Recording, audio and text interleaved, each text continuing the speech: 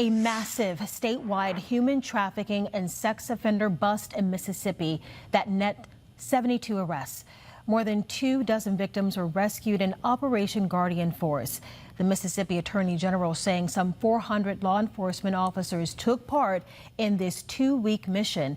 Our Natalie Williamson has your late reporting tonight. And Natalie, you spoke with someone who was there to see what happened. Yeah, I did, Lenise. Catherine Bizu, who is a human trafficking advocate with the Gulf Coast Center for Nonviolence, was there to provide 29 victims with the help they need.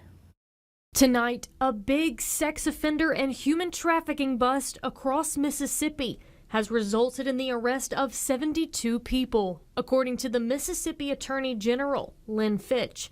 During Operation Guardian Force, law enforcement officers were able to rescue 29 human trafficking victims in this 2-week investigation, which went from July 14th to July 29th. Catherine Bizu, human trafficking advocate with the Gulf Coast Center for Nonviolence, says they were there to offer open arms to the victims. The operation had many folds to it.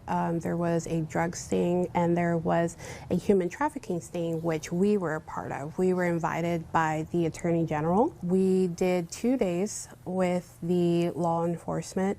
And when they brought in victims, we were there to be able to give them resources. They were able to seek medical attention if they wanted it. They were offered shelter if they wanted it. But ultimately, we just wanted them to know that there was a place there for them for when they were ready. The U.S. Department of State says there are approximately 14,500 to 17,500 domestic victims trafficked every day. The Mississippi Attorney General says several agencies were part of this operation, including sheriff's departments from Jackson, Harrison, and Stone counties, as well as police from Bay St. Louis and Biloxi. Bizu tells me the victims varied in age, showing anyone can be trafficked. Not a lot of people understand what human trafficking is, or they may not realize that they have been human trafficked. So it takes a little bit of kindness and patience when you're dealing with victims, because sometimes they may not be ready to accept their situation, or they might be scared because, you know, abusers have control over them.